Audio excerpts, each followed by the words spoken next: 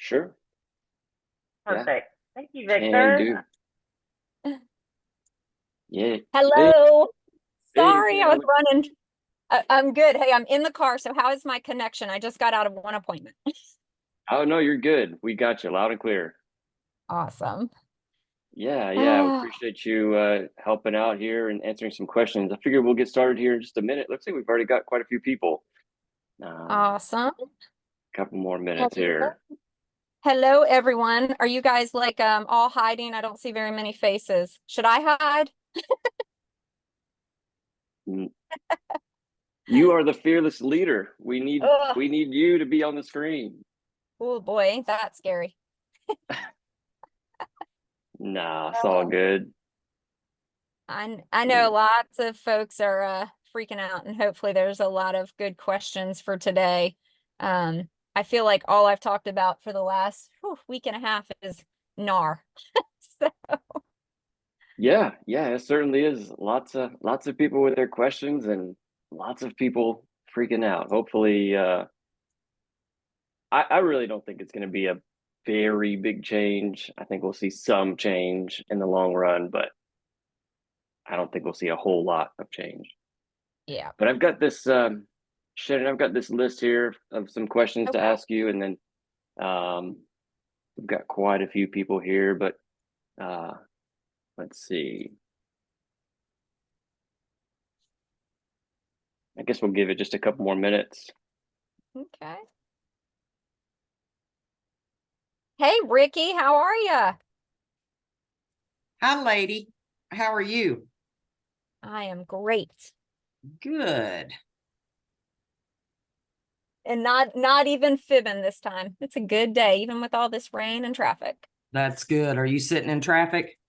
No, I actually there was too much traffic, so I knew I wouldn't be able to make it back. So I'm sitting in the parking lot of a bakery There you that I go. can't eat at.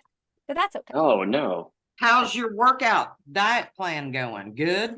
It's going so well. I am down. Nobody actually on this call cares about this, but I'll tell you. I've lost 15 pounds, 5% body fat, Shut. no more hip pain at all. My hip pain is completely gone, and no more knee pain. That's Wow. awesome. Yeah, I Way it's need to to been jump go. on that plan, it sounds like. yeah, it's been a journey.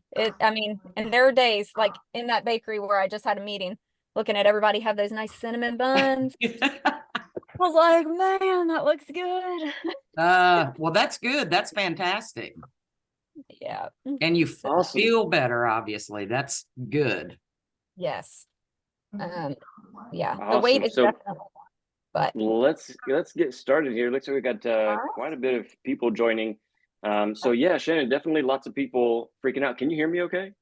Yep, I can. Okay, cool. So yeah, definitely lots of people freaking out, lots of questions. We don't think it'll be a big change, but let's start with square one. What do you think? What are these new practices that we're seeing that NAR and the settlement are trying to implement for all agents? Okay, just real quick. Do you guys hear the rain and should I put in my AirPods? Will it help? Or are you guys good? Okay. We can't. Just I can't hear the rain. okay, just jump in and tell me if so, and I'll put my AirPods in. Okay, so from everything that's been out there and what we're hearing, one, I'm hating all the misinformation. I know our local board did a great job. They got on and shared, I think it was yesterday, but basically said there's a lot of misinformation. So let's get correct information. Let's make sure we're going to NAR, not the news. No matter what news cycle you listen to, don't go there. But the new practices, I think we should all think about Georgia and how these new practices technically aren't that new for us, right? We've always done disclosure. We've always shared how the commission is being split. So a lot of this is coming from markets that did not do that. So in our industry here in Georgia, you really should not have to change much. You are probably going to have to share more about what the value is you truly offer. I think the times where a Zillow call comes in and you're going to show a house and hoping to get paid might be gone. If you don't share your value with someone, especially if they're going to have to pay you, you're going to have a hard time sustaining income in this business, right? So I don't think new practices, I don't think is the best terminology, because I don't think we really have new practices. We do have to get better, again, communicating our value, how we should be treated like attorneys, right? Like, think about an attorney. You know the value of an attorney. Why do people question the value of a real estate agent? We've done that to ourselves. So does that kind of answer that question? Yeah, no, that makes a lot of sense. And that's such a good point. We oftentimes think of ourselves as something other than an attorney or a doctor. We have this practice, and we often think of ourselves as like some kind of babysitter or some kind of entertainer. And we're really, we need to stop, chasing these people and trying to convince them they need to start coming to us because of the value that we're providing. You're absolutely right.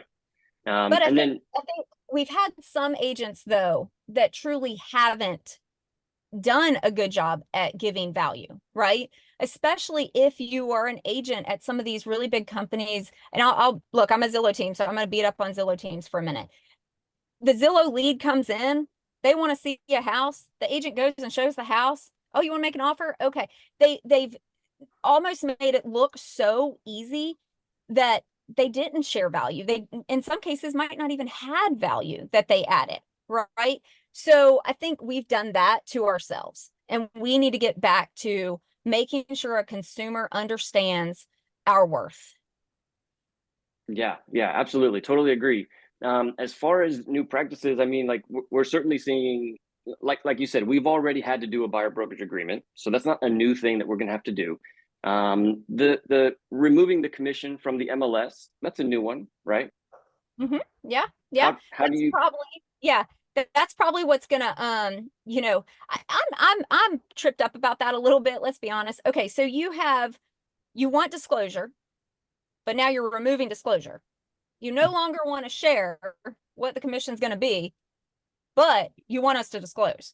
So that part, somebody gonna have to help me with that one, because I don't understand it. But when you think about the ways now that you're going to have to make sure as a buyer's agent that you are getting paid, you better know your contracts, agents. right? Andrew, mute. Yeah, I gotcha. Yeah, Okay.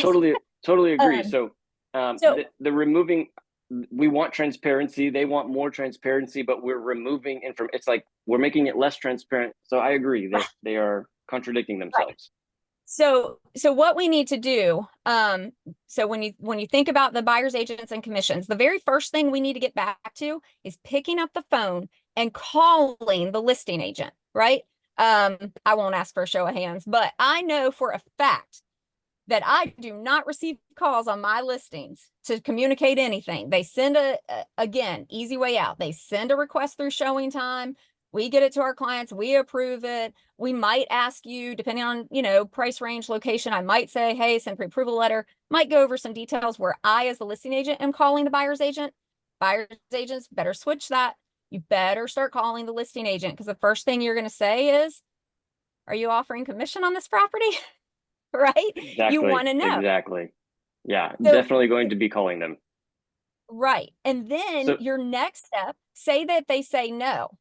You have a form that our amazing forms committee has put together for you. And it's been around for a very long time. That's the F-258, the co-op agent commission form. This form is designed for you to send to the listing agent to get proof of commission prior to showing. Now, what if they That's send really that back? big. That's really important, because I think we need to differentiate. That's different. I didn't even know of this form. That's different than the instructions to the closing attorney. Is that what you're saying? Yep, sure is. This form is to be used prior to going into the property. And I'm kind of all over the place. So let me backtrack just a second. The very first thing with buyers is you need to have a buyer consult, right? You've got to explain all of this to your buyers. Don't open a can of worms that they're not even informed of. But you do need to talk about how you get paid. So going through that process, you're going to say, hey, my goal is that the listing agent is paying my commission, right? But if they're not, my fee is blank, whatever that fee is, right? For some of you, it might be 3, some of you might be 2, whatever your fee is. So you're telling them about this, and then you're going to say, I'm going to call and ask, And then I'm going to send a form because I'm going to get it in writing. And then so that's your F-258 form. Now, you have one other effort to get the seller to pay that commission for the buyer. Again, forms committee. I mean, as much as I might want to slam Georgia in some aspects of my life, Georgia real estate has done great by us. I'm not talking highly about NAR. I am talking about Georgia because we do have all these amazing forms and we have some stellar special steps that agents fail to use daily. So you all have a special step that your buyers are allowed to ask you to use. So in that buyer consult, you need to educate your buyers on these special steps. You guys should be using the SS 618 through special step 620. Man, that's coming from memory. I think I have that right. So on those special steps, you as an agent are not allowed to request the seller to pay your buyer's agent commission. You are not. Your buyer most certainly is. So as long as your buyer is aware that they're allowed to ask using those special steps, then you put that in your purchase and sale agreement.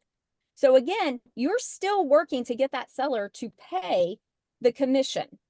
I think we could all go around and around about who actually pays the commission, right? Like, yes, seller technically ish because it comes out of their proceeds. However, the buyer's the one getting the loan, the buyer's the one then paying for, so we could go round and round on that.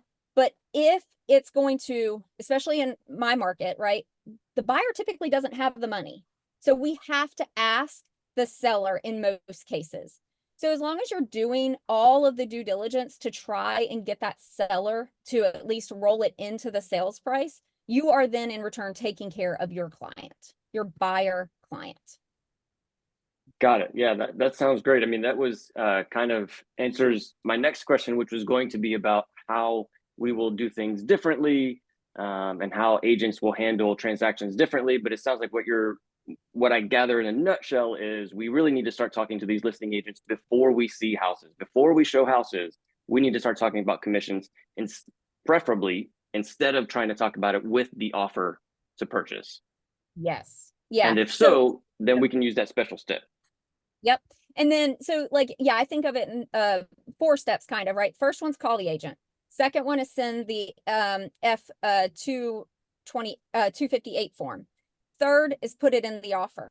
Your fourth, worst case, right, is you ain't getting paid by the seller. They're not allowing you to put it in the offer. They're scratching through it. Well, then you're hoping that, hey, let's do an increased sales price. Let's try to roll it in that way, and or make sure your buyer has additional funds at the closing table, right, for closing costs. So it's Totally. for, kind of want to know how to explain those to your buyer, when you're sitting down in that buyer consult. Yeah, that's great. And then do you think that any of this, all this settlement stuff, do you think it will affect real estate agents' commissions at all? Do you think we'll be seeing a decrease at all in commissions? Ooh, okay, again, let's talk about Georgia, okay? Georgia agents, can you please don't go and reduce commissions? Gosh, just stop. We have the control on this, right? In most cases, you are the professional. You should be educating your sellers and buyers.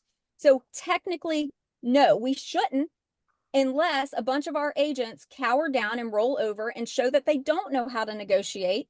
Because if you can't negotiate your own commission, how in the heck are you able to negotiate making sure your seller gets the highest price for their house? Seriously. So in reality, no. However, will we have brokerages and agents that jump the gun and start doing crazy stuff? Like telling their sellers, oh, we can now offer 3%. We don't have to pay the buyer agent commission. Mind you, those same agents are probably not reducing the house 3%, even though, okay, I'll beat that horse later. Then the second thing is agents not skilled aren't going to be able to express how what their worth is and how they work. So they're probably going to be more apt to reducing their fees. And then you're going to end up having agents that just reduce their commission or go more flat fee transaction based. And again, that's going to come out of fear, right? I just, and I know we're going to do a Q&A at the end. I just really love to understand why agents are scared, because I'm not, and I don't get it like at all. Like, I've taken listings. I went on one, the news came out that Friday, that Sunday, I had a listing appointment, and I was shocked that they knew about it and asked so quickly. I was like, how, why do you already know? It was so easy. It was like, I charge 6%, 3% goes to the co-oping agent. The reason we want a co-oping agent is because we want 25,000 million hundred agents representing or looking and marketing to buyers for your property, right? You want this. You don't want me representing both sides, right? I mean, that just opens up a whole nother can of worms. I already have some of my coaching clients are telling me that they're going to start allowing dual agency in their brokerages. And I'm like, wow, okay, well, just be ready for the next set of lawsuits. Obviously, yeah, that seems like it would be the next step. I mean, so there have definitely been things in the past that have affected agents' commissions. I mean, you know, from the dawn of the internet to Zillow, everything was like, oh, this is gonna affect agent commissions. Everything was going to kill agent commissions. But obviously, we have done a great job of overcoming those things. What have you seen the successful agents do to overcome all of those threats to agent commissions? So, well, I can start with only the time that I've been in real estate, right? So I remember the day when real estate was 7 and 8%. That was our norm, right? It's the normal. The crash impacted that dramatically, right? Because people were like, what are we going to do? We're not going to make any money. So that is when commissions kind of went down to a more traditional 6%. Also, that's when a lot of the flat fee brokerages came out. No offense, love Duffy, but you know, Duffy, that was the era of the Duffy real estate agents. Nope. So we were all scared, right? We were like, oh my gosh, what's going to happen? We're all still here. We're all still making money. We're all still doing our job. Same thing, Zillow, and all the others, right? They came into the market, freak out moments, right? People were like, I'm not using Zillow and I'm not paying for my leads. Well, thank NAR for that again, by the way. But let's go back to, it didn't hurt any of us, right? Yeah, you might be making less per transaction if you're using Zillow, but time and time again, we see the consumer, they are willing to work with the professional. They are willing to work with the quote unquote fully commissioned agent. You see it over and over again. If so, there wouldn't be this many of us on this call, and there wouldn't be so many agents in the business if they didn't continue to strive to want someone to represent them. So let's just do our job. Yeah, that's a really good point. What about WREA? What is Watkins Real Estate doing with all of these agents who are freaking out and worried about commissions and these new practices? What is Watkins doing to help their agents? So we're doubling down on training, more so than before. We're really going after training how to work through the objective, right? And making sure the agents know how to sell their worth, which it seems like that should be easy, but I don't think it has been, especially over the last, I call them my COVID babies, the ones that got into the industry during COVID. I'm like, oh, y'all just got in and things were so easy. Look, now you got to work. Ain't it sad? So those agents, especially those agents, they don't really know how to sell their worth. They don't know how to express how much they do. Oh, and agents, if you're one of those agents, I can't see also, I'm not pointing out anyone in, particular. So stop going on social media acting like your job is easy and fun. What the heck? You're just making it like, well, you don't need to pay me. I have so much fun doing this, and I put this house on the market and I got 25 offers in a day, and man, it's easy. Stop it. Start sharing how much you have to do to get a transaction to the closing table. Start sharing how much work it is to do this business. I know that there's brokerages out there and their models are on recruiting. Stop recruiting bad agents. Stop recruiting people that are in a recruiting business. They just want to make money off of recruiting. We've got to focus on the customer, and they need to know the truth. Stop glorifying this industry. Shame. Sorry, I went on a tangent. Totally, We're back. totally agree. Yeah, yeah, no, Oh, and then, that's so true. yeah, and then the other thing that we're doing, because you asked what changes we're making or what we're doing to prepare. So outside of the training, we also have changed our policies and procedures. So most of you probably have no idea what your brokerage's policies and procedures are on fees, commissions, what they're allowed to do, what they're not allowed to do. We are trying to give more freedom to the agents to make those decisions. We want them running their own successful businesses. We are encouraging them to not reduce their commission, but we are giving them the freedom to do so, especially if you get one of those sellers that they're just like, I am not paying a co-op agent commission. Your policies and procedures probably need to be updated to say that. So Yeah, get with your yeah, brokers and find out. that makes a lot of sense, especially with the way the amount that the industry is changing, and you giving these agents more freedom. That's certainly something that I appreciate about WREA. What about in general? What, like, besides this whole settlement thing and the NAR thing? Tell us about the brokerage. What does Watkins do that you think other brokerages are not necessarily doing? Well, I think that our change, and especially this has been big for us as well, knowing that the market is different, right? We want agents to be more than just a real estate agent. That not that just a real estate agent is a bad thing. I would like for every single agent in our brokerage to get their broker's license. I would like for every single agent in our brokerage to be investors. I want our agents to build a database to sell, to build a business that they can sell. So I think our biggest focus is we started an in-house like hedge fund, for lack of a better term, where we are allowing agents to invest in flips that starts giving them some passive income so they can see different avenues of the market. So I personally right now own, I think we're up to 14 businesses, and they all relate to real estate, right? I want our agents to be thinking bigger and long term. I've got an amazing agent. I don't know if she's on here, but her name is Connie. She's an older lady, but we love her. When she came to me, she was like, I just, I just need to have a place that feels like home. And so I started asking her, what are you going to do? Like, don't you want to retire? And she's like, no, it keeps me young. And I'm like, but you've got this amazing, you should have an amazing database. She had never thought about retiring through real estate. And so just sitting down with her and helping her, one, build her database. And the woman's been in business for 25 years, and Jesus was a baby. I mean, she's been in forever. So I'm like, why do you not have this? So we really focus on the retirement. And I start focusing on that within the agent being 3 and 5 years in the business. I don't care how old you are, you need to be thinking about retiring through this industry, or otherwise you're going to be 80, 90 years old sitting there writing offers. And I'm pretty sure none of us want to be doing that. I mean, I don't. Absolutely. Right. Yeah. Hopefully I'm not So, doing that either.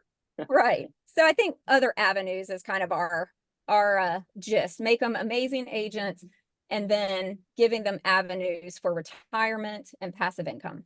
Yeah, that's not something that I've heard of other brokerages doing. So that's great. I really appreciate that. And then what about joining Watkins? Who should someone contact if they are wanting to get more information? They should Should they definitely reach contact out to you? Carla. No, don't call me. Carla. Call Carla Shoemaker. She'll see if you're a good fit Awesome. first. Awesome. Carla, hey, Carla, can you put your phone number or email address or whatever it is that you prefer they contact you? If you can put that in the chat, that'd be super helpful. And then also, if I've got a couple questions here from some of y'all, if you have any questions for Shannon, you can put them in the chat, or you can just put them there in the call. But that would be great. We can certainly ask Shannon any questions that you have. I also have a few as well. And Shannon, somebody, Victor, also you have I can now see the screen. You also have some amazing people on here. So Kim is on our board, Kim Freshwater. She's on the board of MSAR. I know that she can jump in and answer some questions as well. And then we have Lisa. I know she's a wealth of information. So ladies, if you have anything that you want to say, please unmute and share. This is a great time for us to like come together and support each other. Yeah, yeah, absolutely. For either one of y'all, Kim or Lisa, one question that I've been getting from a lot of people, and I think one of the things that people are kind of freaking out about, probably unnecessarily, is some people think buyers may start going directly to listing agents. Do you think that buyers will just skip out on a buyer's agent and go directly to a listing agent? And what do you think the effect of that would be?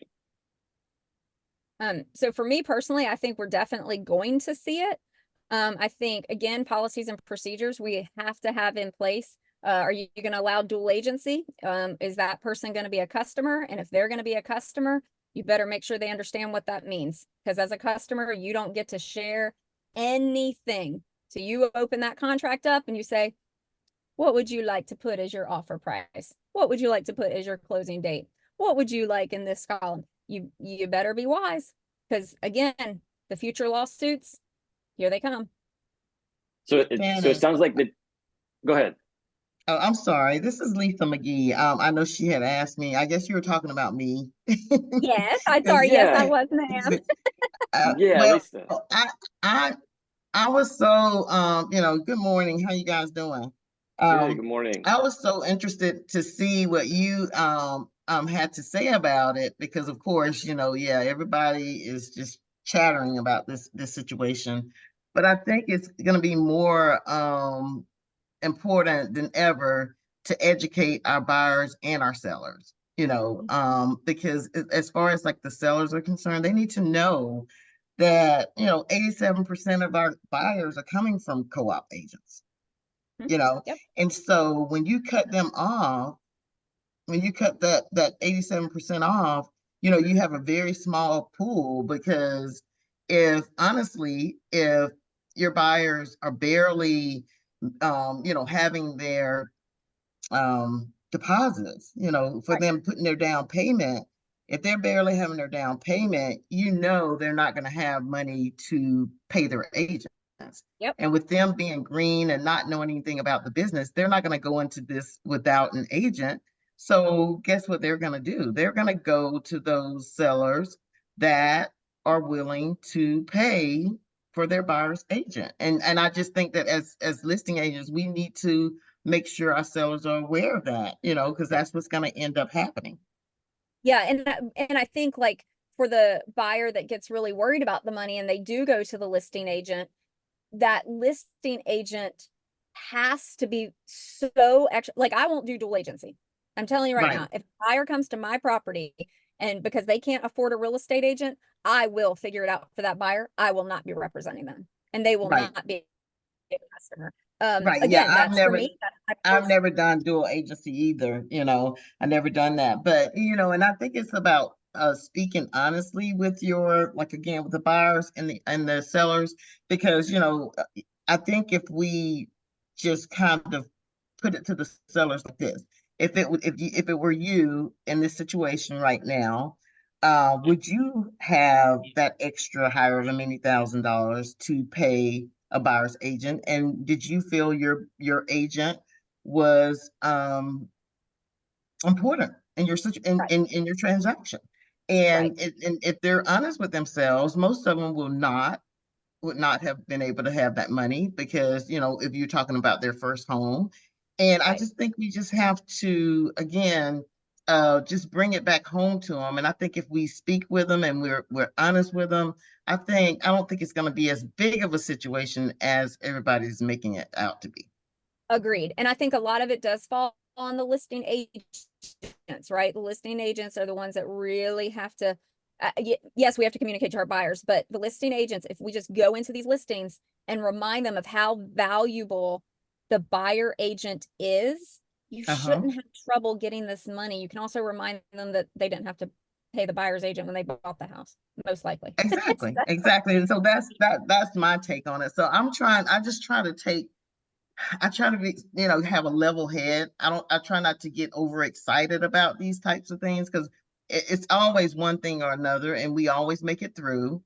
And Exactly. I feel the same way about this one, but I just feel like we all need to, just like you were saying earlier, we all need to be on the same page, and we all need to basically show our worth, show Yep. our worth, speak our worth, and not have them thinking that we're just out collecting money. Like most people think real estate agents Right. are just here twiddling their thumbs and collecting money.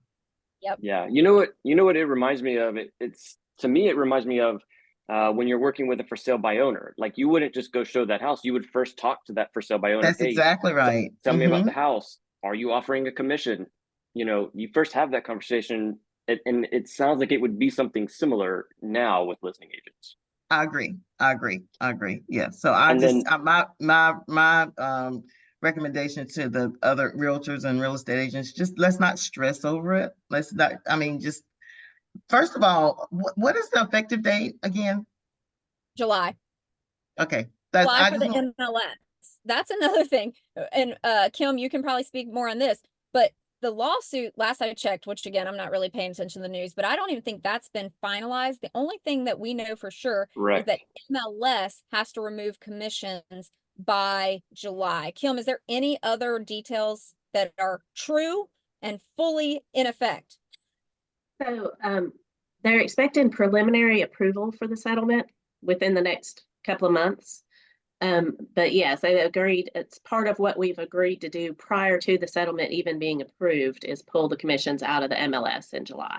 So that's what we have right now. That's happening And, imminently. and then I think there was obviously the stuff about disclosure. And again, gang, we in Georgia, we've always disclosed. So the stuff that you're hearing about the disclosure is more for these other states that did not have that. There is something being talked about regarding you must have the buyer brokerage or buyer customer agreement signed prior to showing a property. Kim, do you know any details on that? Because I don't think that's fully in effect or like even gonna happen. I haven't seen any official details about that. I know Seth is planning to come out uh, with a webinar or a statement. And so I think we'll know more once Seth comes out since he's over our forms. Right. Any changes on that. So. Good. There's Awesome. a couple questions also in the Yeah. chat. Yeah, this is a good one. I really was wondering. I think a lot of agents are wondering this one about buyers' commissions being rolled into the loan. Obviously, a lender would be a great person to ask this question. But what do you, Tim, Lisa, Shannon? I mean, what are your opinions? Do you think we will get to a point where these buyer commissions are rolled into a loan? Yeah, so we actually had an appraiser and a lender come in and talk about this. Appraisers are not ready, by the way. They're not ready for this. They do know the commission on closed properties. They can see what has been paid out. So they're going to have to start building a plan around the commissions because if they use a comp that only had 3% co-op commission or no co-op commission and only 3% to the listing agent, they have to now start looking for adjustments on commission on those properties. It's no longer just going to be roofs and, you know, all the regular stuff. It is now going to take into account commissions. They are not ready for it, but they are aware and they know that they're going to have to do something about it. So rolling it in is going to be possible if the value is there, right? But how often do we do an offer? Let's say the house is 360 and it's not including commission, and you wait until that appraisal comes back, hoping to roll in commission. How often does that appraisal come in right at that 360 mark? Right? Every time. It's like, right. Let's say 99.999%, right? So It's like they did extra math to get to that number. Exactly. They worked really hard. Now Yeah. they don't have problems bringing it in lower, but rarely over. So if you want to roll that commission in, you better do it on the front end. You better do it in your offer, right? So if that offers 360, you better go in at the 370. I'm bad at math, but you know, 370, 380, whatever you're wanting, you're going to have a much better shot at that appraisal coming in at value. But I think the question is more so like rolling closing costs. If we count buyer commissions as closing costs, and we, you know, can we put that into the mortgage but not have to increase the purchase price? No, from what I understand, no, because the purchase, just like your regular closing cost, right? It has to be, it's all rolled in technically. Now, yeah, it is closing costs.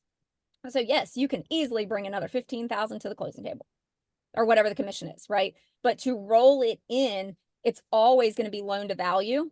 And so the appraisal therefore is always going to hit that. Does that make sense? Yeah, absolutely. I mean, I hope that we get to a point where we can start putting closing costs into the loan. I mean, I think with refinancing, there have been people who did refinances where they put closing costs into the loan.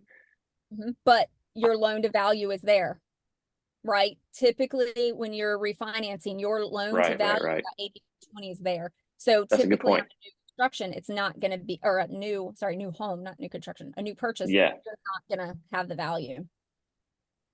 Awesome. And then David is asking, do you have any thoughts on how to communicate to both buyers and sellers that an agent's higher gross on a higher purchase price is worthwhile rather than them just getting paid a lot more for the same amount of work? So how are we justifying, hey, we have a higher purchase price, we're getting paid more because we're on a percentage. How are we justifying our value if it's the same amount of work? So for me, this is easy and hard. Okay. It's easy when you all the way up to about that $1 million. Again, we ain't the California agents where the average sales price is 10 million. So I don't know if you've read in the news, they've actually made huge changes in California on they've gone more flat fee buyer agent commission and low percentage on listing agent. So interesting read. You might want to get into that a little. But for me here locally, we know that the cost of marketing for higher end properties does increase, right? Once you get over that $1 million, for me, it becomes harder to justify because the cost for the marketing doesn't increase to the rate of the commission increase. So I'm not the best. I'm not a luxury agent. I wish Mike Price was on here because he is the luxury agent in Alpharetta. He does amazing work, but I plan on picking his brain. We have him coming in 2 weeks, I think 2 or 3 weeks. And I'm definitely going to pick his brain about the commission on the higher end luxury stuff. And if there's anyone on here, I'm sorry, I don't know everyone, but if any of you deal in high end luxury over $1 million, any input? And if not, I say pray that we can still get the 6%. Right. Yeah. Awesome. One last question. Let's see, Paulette, how do we handle VA buyers? Currently, VA buyers are not allowed to pay commission. Look at that special stip. The special stip, it is SS 618, I believe, or 619. And 619, I think, is the one for VA buyers. That is putting it in the contract where the seller is paying for it, just like the termite letter, right? However, we had a class with Judge Parker recently, and we were like, what if? Like, what if they say no and there is no way to get funds from a VA buyer? His recommendation was to refer it to the listing agent, because guess what? Now that VA buyer, he's a customer, right? Unless that agent does dual agency, he's a customer and you still get paid, charge whatever you want, 50%. Then you're getting 50% of that co-op agent commission, because do you think that listing agent is going to do that for free? They're going to represent the buyer for free? They're No, going to of make course not. So VA buyers can pay a listing agent? Nope. But they'll work with the listing agent, right? So now the listing agent is representing them as a customer or in dual agency. And then that listing agent now has a little bit more control and power to say, hey, seller, I'm going to do this, but you're going to have to pay more commission. So I think that's your last result for a VA buyer. But that there again, this goes back to one of my rants about this whole thing, affordable housing, VA buyers. These are the people that will be hurt by this if it gets blown out of proportion and they cannot afford representation. Yeah. They are the ones that will get screwed over by this. It's not our luxury. No offense. I don't care about that. I care about our affordable housing people, which is the majority of our business, right? I mean, I'm talking under 350. Someone, I think it was Lisa even said it, they don't even have the 3.5% down for FHA. Most of them are going down payment assistance. You think down payment assistance is going to start paying our commission? Who's taking that up to the political beings, right? Like, it's just, it's so frustrating because those are the ones that lose. Yeah, you definitely have a strong opinion about this, and we really appreciate this. I know all of the Watkins agents really appreciate you and just how much you're helping out with all of this. We have in the chat, we have contact information for Carla. Again, if you're not part of Watkins already, and you're wanting more information about the settlement or joining Watkins, feel free to call Carla specifically about joining Watkins. And then also in the chat, if you're watching, we've got the special steps number, and I believe Carla also put F258. F258, Shannon, I believe that was the one where you could get a the commission from the listing agent. That's the arrangement with the listing agent for commission. Yep. Yep, you do that Awesome. up front to have it in writing if they're paying a commission or not. Awesome. And then I believe we're also having a broker open house today, right? Are we? You know, I'm stuck up here on the north side somewhere. Gotcha. Well, awesome, Shannon. We really appreciate you jumping on and answering questions for us. Yes. And then, of course, guys, if anybody's wanting the recording, I've got the whole video recorded, so feel free to give me a shout, Victor at watkinsrea.com. Put it in the chat. Happy to send you over the video as well. Again, Shannon, thanks so much. We really appreciate all your help. And hey, everyone on here, agents, just stick together. Let's work together. Let's not be, this is not a time to be backstabbing, be crooked. This is a time that we support each other. We come together, we show our worth, and let people call. You know, if you guys have something to call, talk to each other. Do not start reducing commissions without fully understanding what you're doing. All right. Awesome. Love y'all. Great. Thank you, Shannon. Thanks so much. We appreciate it. Bye. All righty. Thank you.